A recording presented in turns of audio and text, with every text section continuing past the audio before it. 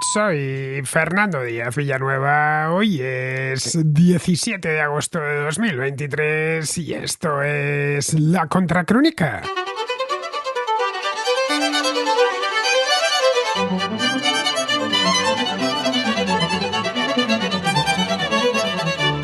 Donald Trump está teniendo un funesto mes de agosto.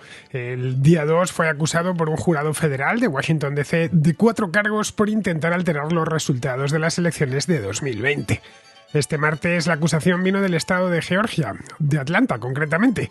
Un fiscal del condado de Fulton, una fiscal exactamente llamada Fani Willis, ha presentado un total de 41 cargos contra el expresidente en los que le acusa de un interminable rosario de delitos, entre ellos el de crimen organizado, que es el más grave de todos. Esta vez no es el único imputado, le acompañan el exalcalde de Nueva York, Rudy Giuliani, su antiguo jefe de gabinete, Mark Meadows, una de sus abogadas, Sidney Powell, y una quincena de colaboradores más, todos muy cercanos a Trump a finales de 2020. Los cargos son muy explícitos, le acusan de haber orquestado una conspiración criminal para anular el resultado de las elecciones y destruir así la democracia estadounidense. Aportan llamadas telefónicas, correos electrónicos y distintas gestiones con altos cargos federales y estatales que el equipo de Trump hizo en aquel momento para que le apoyasen en sus reclamos de fraude electoral. La acusación en Georgia está emparentada directamente con la de Washington, pero es mucho más detallada e incluye nuevos elementos de esta presunta conspiración que se organizó durante aquellos días de diciembre de 2020 y enero de 2021 y cuyo objetivo era revertir mediante trampas los resultados electorales. La investigación la ha llevado a Fani Willis 2 años de trabajo. En este tiempo, y conforme iba descubriendo evidencias, se percató de que el asunto era mucho más grave de lo que pensaba al principio. De ahí que el expresidente haya sido acusado incluso de crimen organizado, valiéndose de la llamada Ley Rico, una ley concebida hace ya más de medio siglo, a principios de los 70, para luchar contra la mafia. Es curioso, cuando menos, que a Rudy Giuliani, que saltó al estrellato hace casi 40 años en la Fiscalía de Manhattan por emplear la ley Rico para procesar a la mafia neoyorquina, vaya a terminar en el banquillo, imputado con la misma ley. De los 4 juicios que tiene Trump pendientes en este momento, tenemos el de Stormy Daniels en Nueva York, el de la documentación clasificada que retuvo en su mansión de Florida y los de Washington y Georgia por tratar de alterar el resultado electoral. Este último es el más grave de todos. La fiscal quiere celebrar el juicio contra Trump lo antes posible. En una rueda de prensa anunció que su intención es que se realice dentro de unos 6 meses, es decir, a principios del año que viene, y dio a los acusados 10 días naturales, hasta el próximo 25 de agosto, para que se pongan a disposición judicial, que lo hagan voluntariamente. De no hacerlo, pues irán a arrestarles. No sabemos si Trump lo hará, todo indica que sí. Lo que por ahora sí que ha hecho es denunciar una caza de brujas en plena campaña electoral. Su abogado emitió un comunicado en el que pedía una revisión completa de la acusación, ya que la que ha hecho Fani Willis la consideran defectuosa e inconstitucional. Si Fani Willis consigue finalmente sentar a Trump y a todos sus colaboradores frente al juez en los próximos meses, su campaña quedará marcada a fuego por este juicio. Las primarias republicanas comienzan dentro de poco tiempo, en el mes de enero, y hay ya 13 candidatos declarados. Trump, según todos los sondeos de intención de voto, es el favorito a mucha distancia del gobernador de Florida, Ron DeSantis, y de su antiguo vicepresidente, Mike Pence, que presentó su candidatura hace un par de meses, en junio. El juicio de Georgia impactará de lleno en las primarias y quizá también, si se retrasa, en las presidenciales. Esto podría suponer el ocaso político de Donald Trump, pero el propio Trump no lo ve así. Pretende que las salas de vistas se transformen en un escenario más de campaña, uno especialmente poderoso ya que la audiencia de los 4 juicios, la audiencia televisiva, quiero decir, que tendrán lugar el año próximo, se promete millonaria.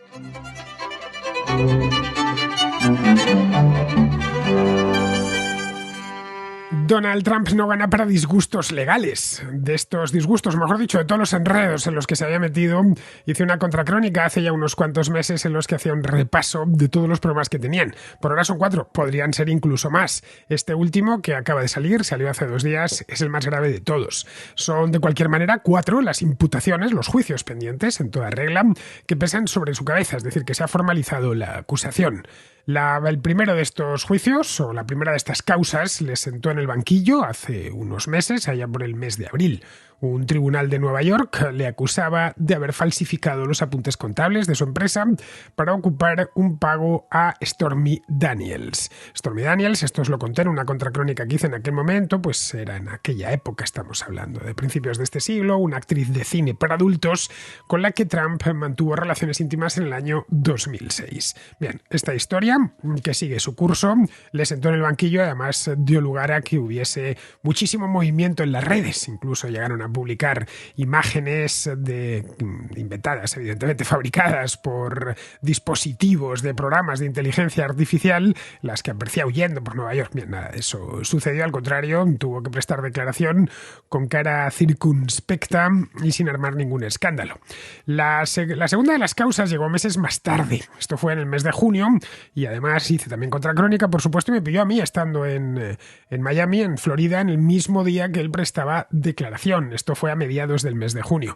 Tuvo que desplazarse el propio Trump hasta Miami para comparecer ante un juzgado federal allí en el mismo centro de la ciudad que le acusaba de un total de 37 cargos penales, relacionados todos con la documentación que se había llevado o que había retenido, desde luego la habían encontrado allí, 10 meses, durante varios meses, 10 meses en su residencia de Mar-a-Lago. Esta historia había saltado en el mes de agosto de 2021 porque encontraron allí pues un montón de papeles que no tenían que estar allí, tenían que estar en los archivos federales.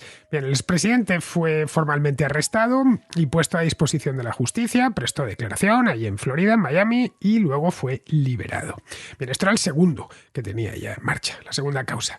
La tercera fue este mismo mes, esto estamos hablando del día 2, cuando un tribunal de Washington DC, un jurado, exactamente un gran jurado, le acusó de 4 cargos por intentar alterar los resultados de las elecciones de 2020, las que perdió frente a Joe Biden y que culminaron, como bien sabemos, con el asalto de sus seguidores al Congreso de los Estados Unidos, al Capitolio, el mismo día en el que el Congreso iba a ratificar la victoria de su oponente. Pero esta era la tercera, esto fue el día 2. Bien, la cuarta se anunció este martes, el día 15, y es hasta la fecha, como os decía antes, la acusación, pero de sobra, además, más grave de todas. Viene de un tribunal del condado de Fulton, así dicho con ese nombre no os dirá absolutamente nada, ya sabéis, los condados son una de las administraciones intermedias que hay en Estados Unidos. El condado de Fulton es el condado en el que está Atlanta, y ese seguro que os suena. Atlanta es la capital del estado de Georgia, lo único que no coincide en este caso, el nombre de la capital del condado, que no suele coincidir, con el nombre del condado en sí mismo. Bien, pues un tribunal de allí le ha acusado de 41 cargos. La acusación la realiza una fiscal llamada Fani Willis, que ha encontrado un total de, y esto es textual, 161 actos separados que, según ella, se llevaron a cabo como parte de una conspiración perfectamente organizada, por lo tanto es una conspiración, para revertir el resultado de las elecciones de noviembre de 2020. Fani Willis alega que la organización operaba no solo en Georgia, Georgia fue uno de los epicentros, pero no fue el único, operaba también en otros estados como Michigan, como Arizona, Pensilvania, Nevada, Nuevo México y creo que alguno más. Bueno, allá donde la campaña de Trump se encontró con problemas en estados por lo general grandes, que enviaban muchos grandes electores, tipo Pensilvania, por ejemplo, o Michigan, y que los resultados fueron bastante igualados. Y es donde centró el equipo legal de Donald Trump. Recordemos aquellos días de noviembre, diciembre, principios de enero, pero sobre todo tuvo lugar en el mes de diciembre de 2020, que se concentraron en estos estados. Uno de ellos era Georgia. No solo acusa a Trump es uno más, bueno, es el principal, por supuesto. Acusa a un total de 19, incluyendo al propio Trump. Entre ellos está alguien que se hizo muy conocido en aquellos días. Bueno, ya era muy conocido antes, evidentemente, pero que resurgió después de haber tenido pues una vida entregada al servicio público y reconocido pues por todos los estadounidenses. Me refiero a Rudy Giuliani, que fue alcalde de Nueva York y antes de eso fiscal en Nueva York. Era un tipo muy prestigioso, extremadamente prestigioso, que buena parte de su prestigio, por no decir todo, lo echó por tierra a raíz de esta campaña. Rudy Giuliani se convirtió a finales de 2020 en uno de los principales asesores legales de la campaña de Trump. Apareció muchísimo por televisión, estaba durante semanas, estuvo a todas horas en la prensa y era de los que defendían con uñas y dientes que se había producido un fraude electoral. Rudy Giuliani, aparte de su labor como alcalde, que le pilló además justo cuando los atentados del 11S, y eso motivó que se convirtiese en una celebridad mundial. Normalmente los no neoyorquinos o no estadounidenses no conocen al alcalde de Nueva York, pero en este caso, como durante aquellos días del 11 de septiembre, Nueva York pasó a ser el centro mediático del mundo, pues su alcalde, que además se comportó de una manera ejemplar, pues apareció en todos los noticieros. Bien, aparte de eso, Rudy Giuliani es un buen abogado, fue fiscal en Nueva York y era un tipo que se le conocía por haber puesto contra las cuerdas y haber encarcelado a buena parte de los mafiosos neoyorquinos de mediados de los 80, de las famosas 5 familias. Así que como asesor parecía un asesor competente, pero vamos, ninguna de las denuncias que se interpusieron en aquel entonces, finales de 2020, denuncias que trataban de hacer ver que había habido un fraude. Ninguna de ellas se terminó sustanciando. Todas quedaron archivadas o fueron directamente desestimadas. Bien, lo que alega la fiscal Willis es que Giuliani fue algo así como el director de orquesta de toda esta organización. Aparte de este hombre también está imputada Sidney Powell. Esta sí que era completamente desconocida hasta aquel momento, yo no había oído hablar de ella en mi vida. Esta era una de las abogadas del equipo de Trump que de un día para otro empezó a aparecer a todas horas en prensa, en televisión, en las redes sociales. Se hizo muy célebre en esa época porque decía que iba a liberar al Kraken. Lo recordaréis, ¿no? Que estaban diciendo mañana sale seguro, mañana o pasado mañana o la semana próxima liberamos al Kraken y aquí ya se va a demostrar de forma palmaria que se ha producido un fraude electoral masivo. Bien, al Kraken nunca se le vio a pesar de que muchos lo esperaban con ansia. Pero nada, Powell siguió insistiendo durante semanas.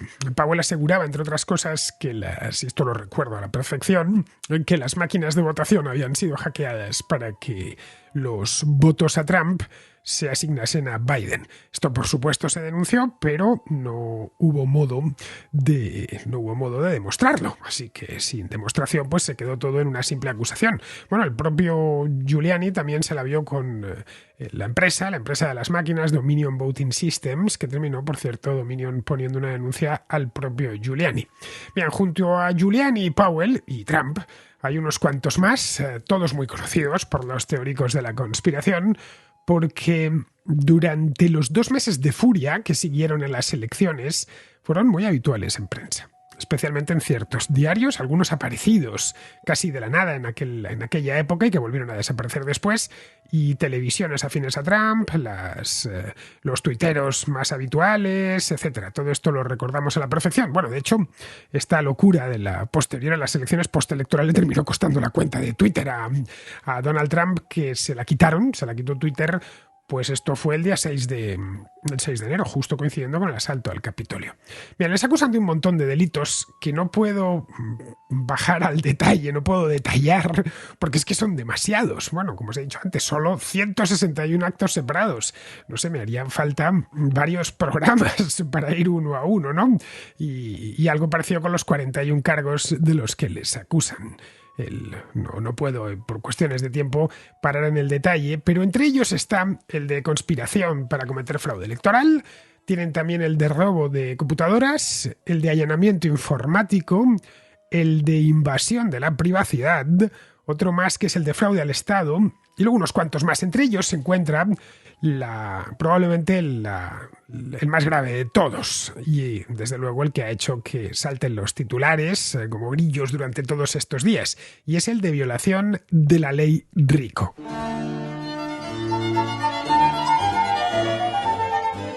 La ley Rico, si sois aficionados al cine, seguramente os suene al menos. Y si sois aficionados a historias de la mafia, la conocéis seguro. Rico no es una ley para ricos, ni mucho menos. No olvidemos que allí las leyes se le ponen nombres en inglés.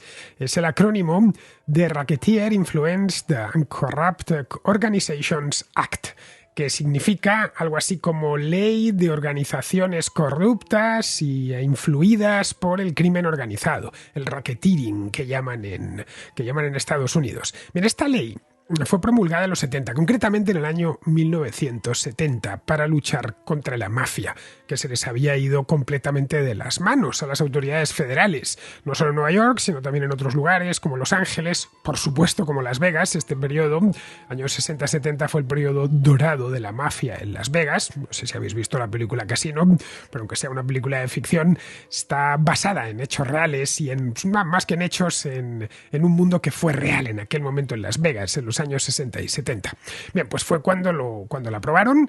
No solo existe una ley RICO nacional, también la hay estatal. La ley RICO persigue una serie de delitos habituales entre las bandas de crimen organizado, como pueden ser el soborno. Toda mafia que se precie tiene que recurrir al soborno sí o sí. Lavado de dinero, lo mismo. El dinero proveniente de negocios ilegales se tiene que blanquear de alguna manera. Malversación, tráfico de drogas, otra de las fuentes de ingresos habituales de las mafias, o extorsión. Es decir, extorsionar es algo típico también de las mafias. Siempre y cuando hay unas cuantas más que entran dentro de la ley RICO. Todas asimilables al ejercicio de la Cosa Nostra, vamos, de la mafia.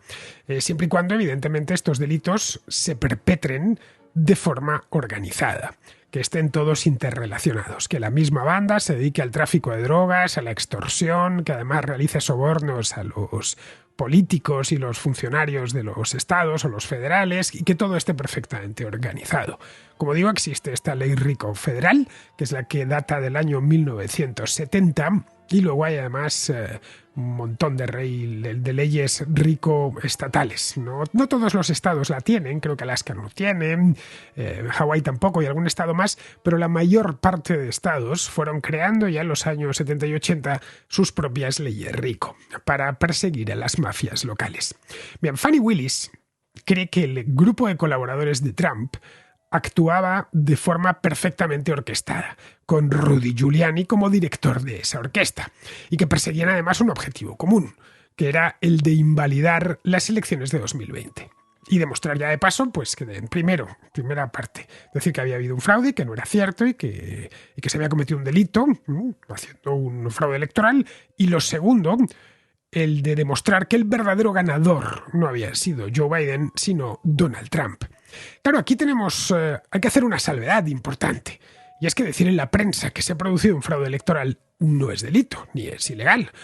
Pueden pensar, pues cuando alguien lo dice, que está desvariando, pero nada más. Decir que se ha cometido fraude electoral, lo más que puedes conseguir sin aportar ninguna prueba, evidentemente, o aportando pruebas circunstanciales que no tienen mucho valor, es una hipótesis, ¿no? Cree esta persona o este grupo de personas creen que se ha producido un fraude electoral, lo que en España conocemos como pucherazo. Bien, eso no es ilegal. Lo ilegal es, por ejemplo, apoderarse de computadoras. Lo ilegal es acceder a ellas por la fuerza. Lo ilegal es crear grandes electores falsos que certifiquen la victoria de uno de los candidatos, en este caso la victoria de Trump en Georgia, sin que ésta se hubiese producido. Lo ilegal también es presionar a altos cargos del Estado para que apareciesen, casi de manera milagrosa, los votos necesarios que diese la victoria a Donald Trump. En la acusación de Willis figura una llamada telefónica que Trump hizo el 2 de enero de 2021, es decir, 4 días antes del asalto al Capitolio, que le hizo al secretario de Estado de Georgia, un republicano llamado Brad Raffensperger. La llamada fue grabada y ha sido esta llamada, pues, algo así como un regalo para la fiscal. Trump le dice a Raffensperger que hay que encontrar, ya me entendéis, encontrar entre comillas, como sea los 11.779 votos que necesita para imponerse en el Estado, es decir, para conseguir llevarse los electores de Georgia.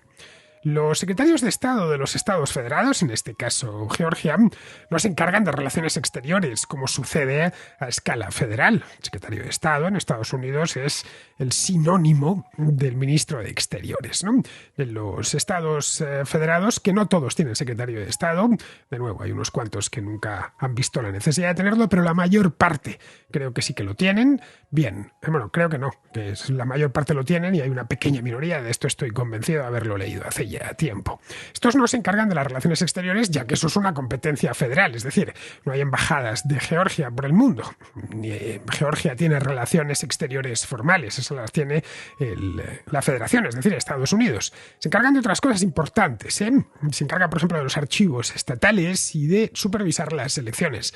En algunos estados, como Georgia, de hecho es una de las secretarías más importantes, la de Estado, porque hace las veces, en muchos aspectos, de vicegobernador.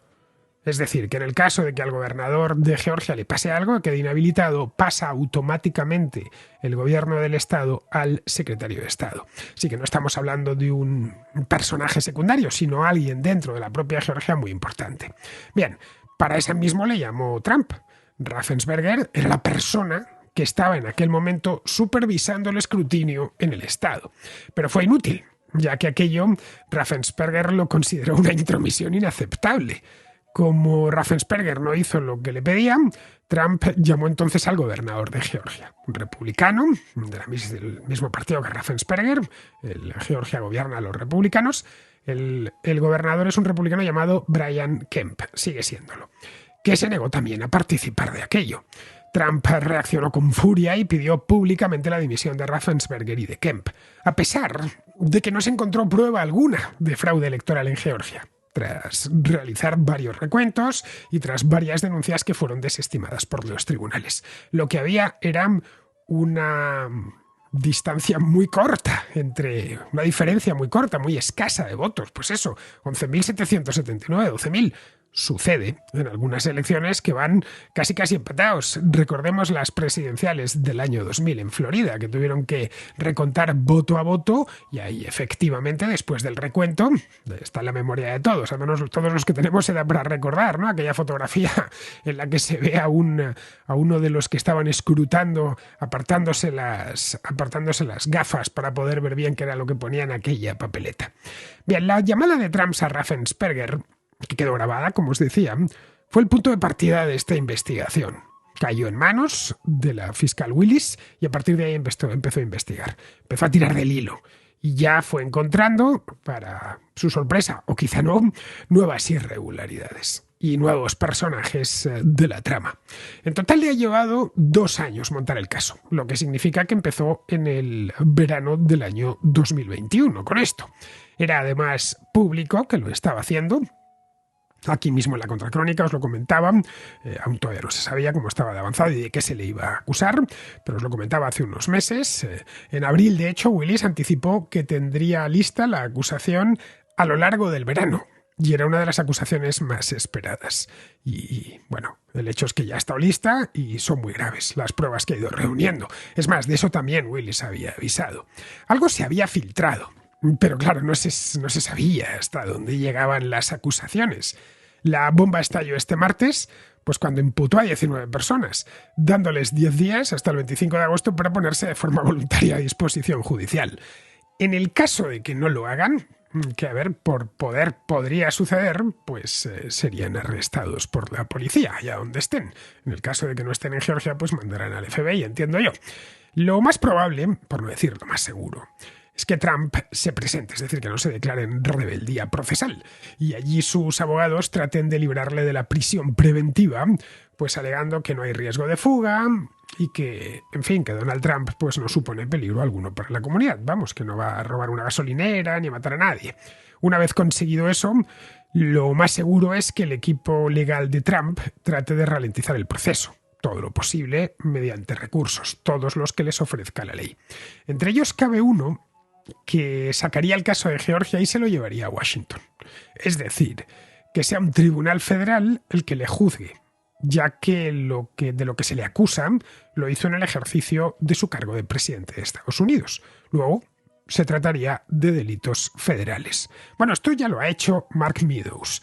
Mark Meadows fue el último jefe de gabinete de Trump, el cuarto, que también está imputado. Trump quemó a 4 jefes de gabinete, casi a uno al año. Bueno, uno de ellos, el primero, le duró poquísimo, apenas, no sé si fueron 3 o 4 meses, y luego vinieron 3. El último, que solo cubrió el año 2020, fue este hombre, fue Mark Meadows. Bien, la defensa de Meadows, que también está imputado, arguye de que, bueno, que lo que se le acusa lo hizo como parte de su trabajo, que se desempeñaba su trabajo pues, en la Casa Blanca, por lo que solo puede juzgarle un tribunal federal. Es posible que Trump vaya por lo mismo. Llevarse el caso a un tribunal federal tendría ventajas indudables para Trump, pero hasta ahora este tipo de recursos no le han funcionado. En julio, un juez se negó a trasladar el caso de Stormy Daniels a un tribunal federal. En el caso de la Florida, el de la documentación clasificada que retuvo en Mar-a-Lago, y en el de Washington, del día 2, no va a hacer falta llevárselo a ningún lado porque ya están en la jurisdicción federal. Si los abogados de Trump no consiguen retrasar mucho el juicio mediante recursos, la idea de Willis es que la vista arranque en cuestión de 6 meses. Los pondríamos aproximadamente en febrero. Pero eso es improbable, ya que son muchos los acusados y cada uno tendrá su propia estrategia de defensa. Es decir, que si uno no consigue retrasarlo, lo conseguirá otro. Sus abogados litigarán, incansablemente convirtiendo el proceso en algo mucho más lento. Tiene además, no olvidemos, Donald Trump otras causas pendientes, presentadas con anterioridad.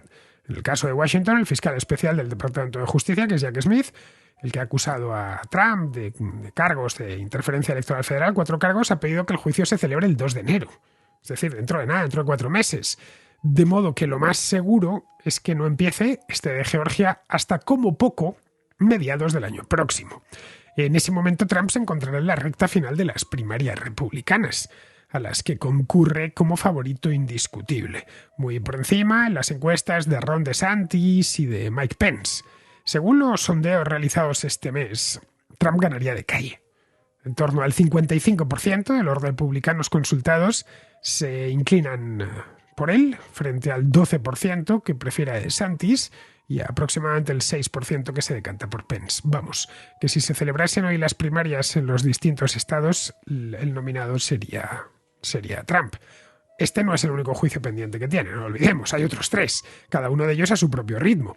Lo que parece claro es que 2024 va a ser un año judicial para Trump, que va a pasar mucho tiempo en los tribunales, así que todo invita a pensar que el candidato convierta la sala de vistas o las salas de vistas en un escenario más de campaña, uno que le permita tener a todo el mundo pendiente por televisión y por internet del desarrollo del juicio.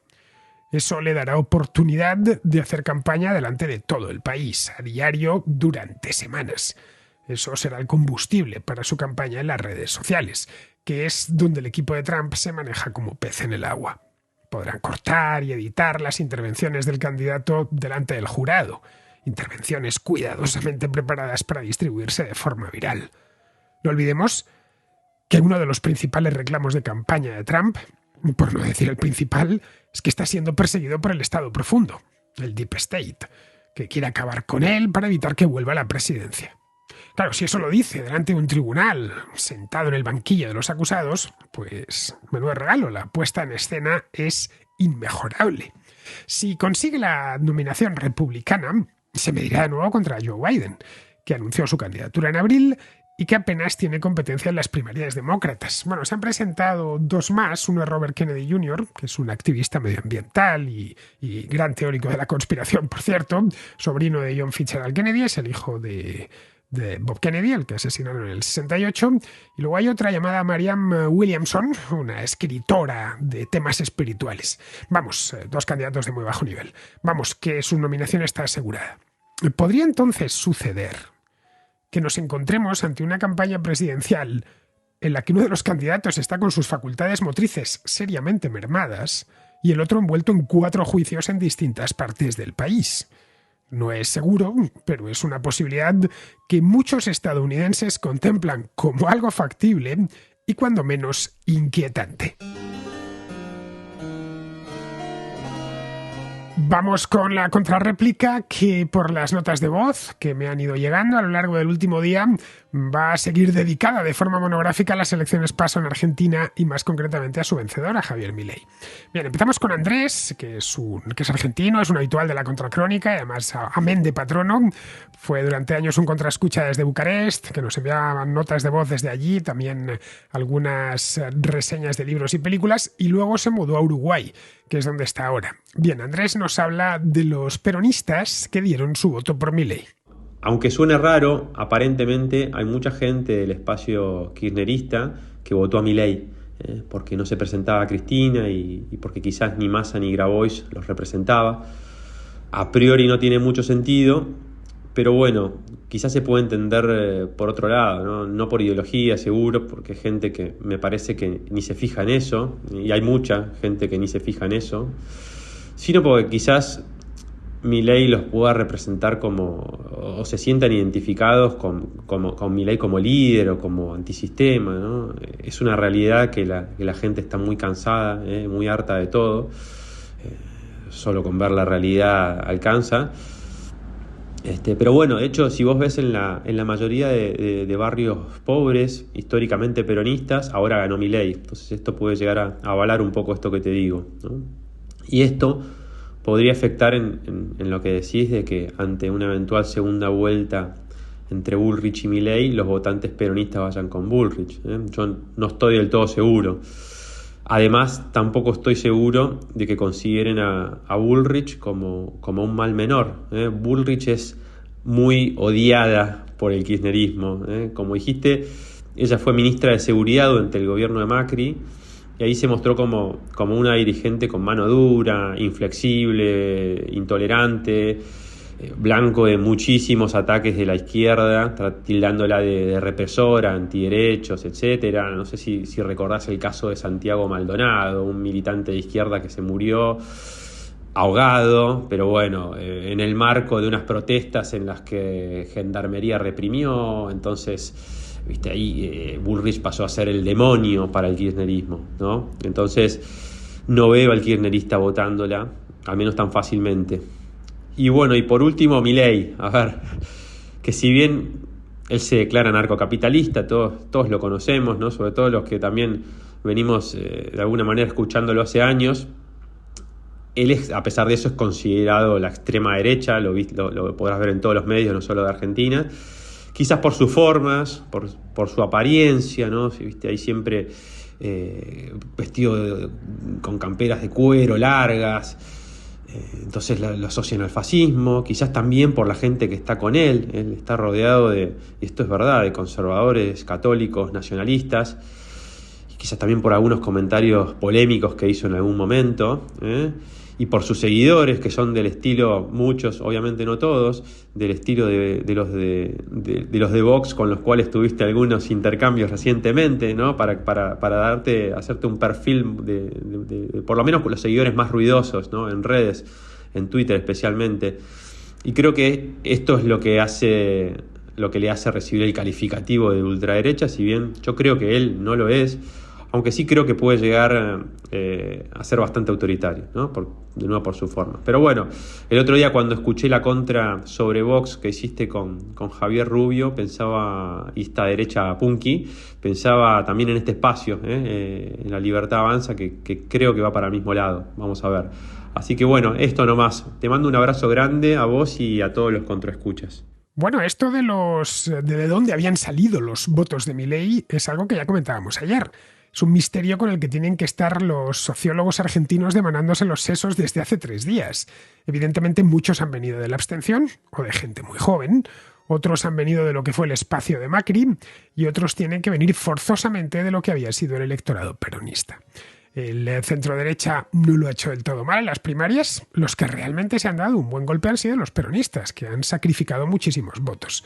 Vamos, que es seguro que hay votantes peronistas que, por razones que nos escapan, que esta vez han votado a Javier Milei, que es la némesis del periodismo. Es el mayor rival que se ha encontrado el peronismo en 70 años de historia. Para entender por qué mucho votante peronista ha dado su voto esta vez por Milei, sospecho que hay que ser argentino y conocer esa sociedad muy a fondo. Yo sinceramente no lo entiendo, porque el mensaje de Javier Milei es claro, es meridiano, no admite interpretaciones. A Milei se le puede acusar de muchas cosas, pero no de no hablar cristalino. No es ni mucho menos un candidato desconocido. Además, cualquier argentino, aunque sea un anciano de un pueblo perdido de los Andes, ha oído hablar de él, porque lleva muchos años en televisión en horario de máxima audiencia. Y aunque no conozca a este anciano los detalles de su ideología y de su programa y de su manera de ver el mundo, si al menos la música y desde luego la cara le suena.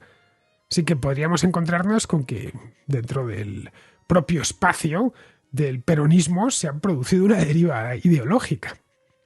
Es difícil siquiera de concebir, pero bueno, es posible. Respecto a si Milei podría ser categorizado como extrema derecha en los términos europeos, es decir, derecha identitaria, Pues aquí habría que hacer algunas salvedades. La primera es que las categorías políticas que se debaten en Europa son parecidas, que en Europa y en Argentina son parecidas, pero no exactamente iguales. Argentina, por ejemplo, no tiene un problema con la inmigración.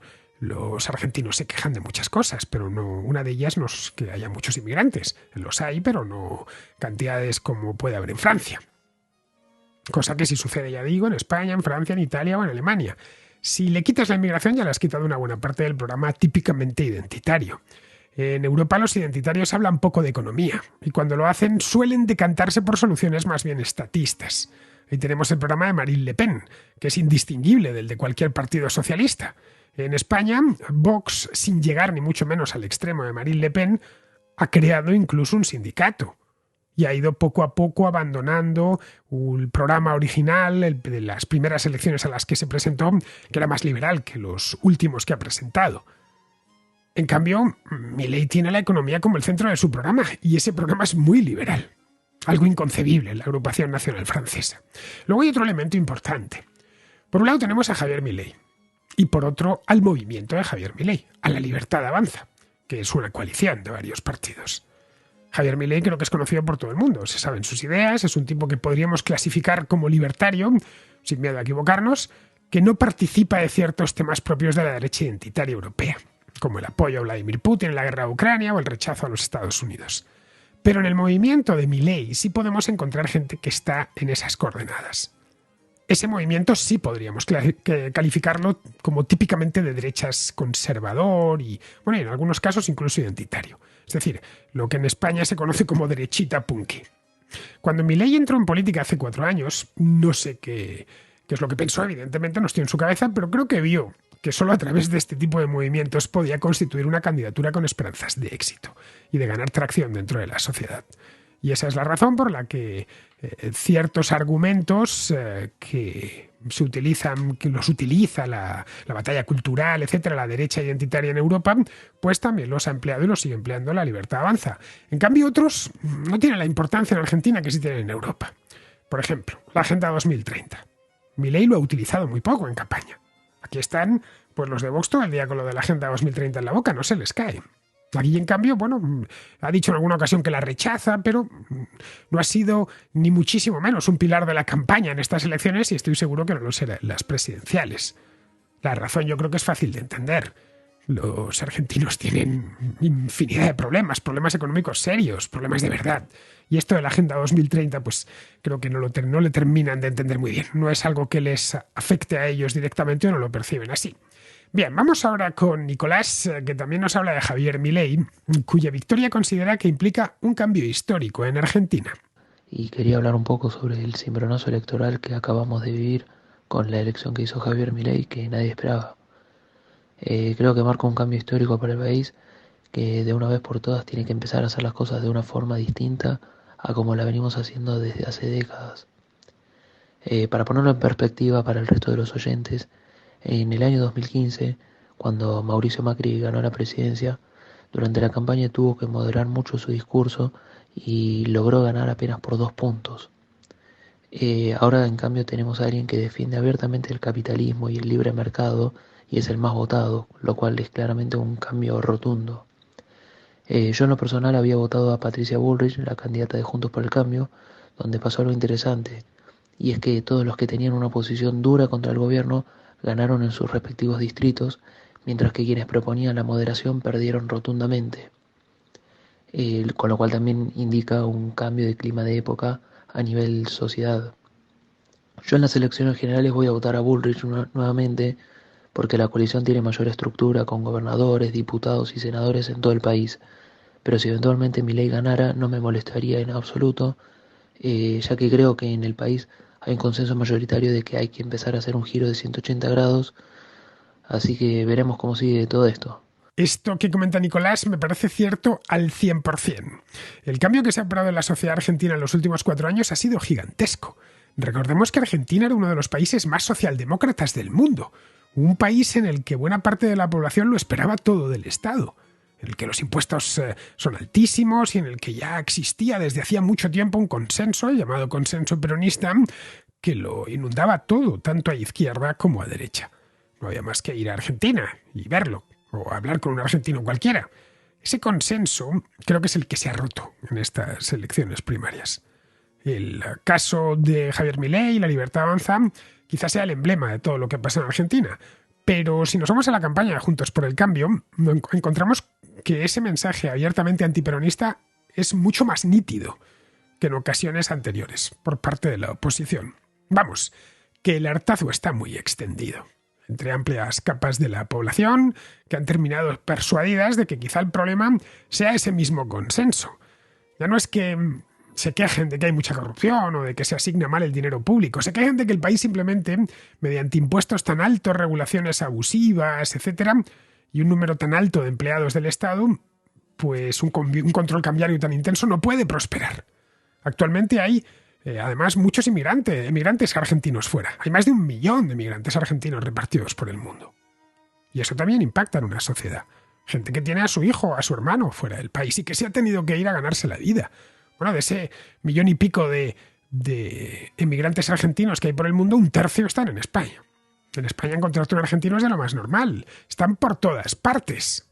El otro día visité una de las 4 torres en Madrid porque fui a ver a un amigo y allí en la oficina me encontré que en la cocina había 4 o 5 mates con sus bombillas junto a la cafetera. Estaba casi todo el mundo de vacaciones, obviamente, era en pleno mes de agosto.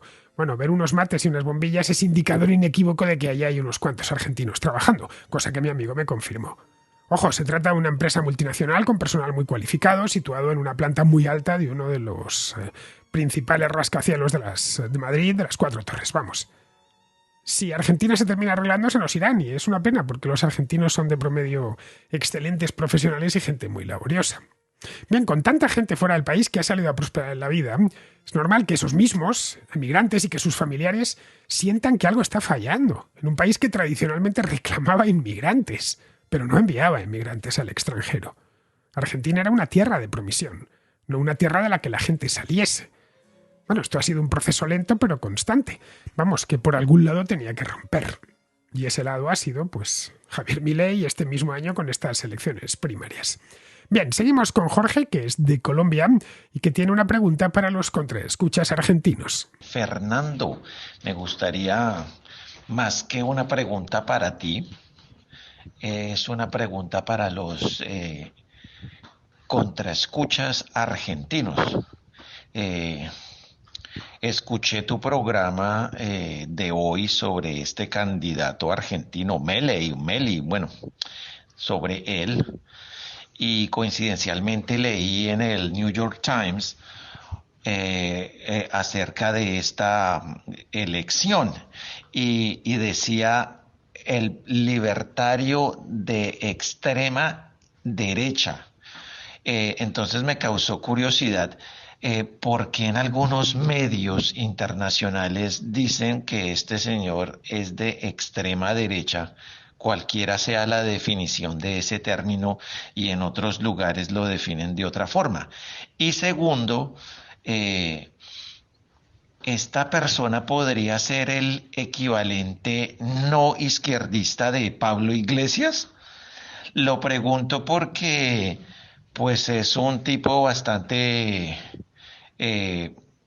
muy característico, o sea, tiene cosas similares a Pablo Iglesias, que pues su pinta, la forma en la que habla, estuvo en la televisión y luego llegó al poder.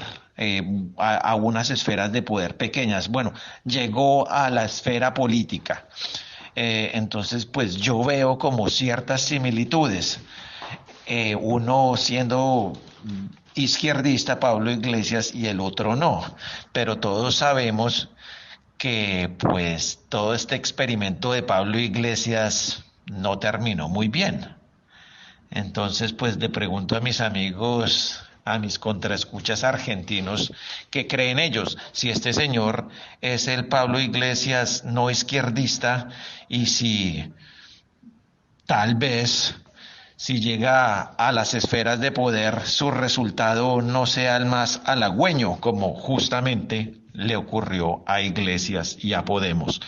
Muchas gracias por tus programas. Bueno, ya comenté ayer que le han atizado con lo de la extrema derecha porque en muchas cosas le encuentran inclasificable.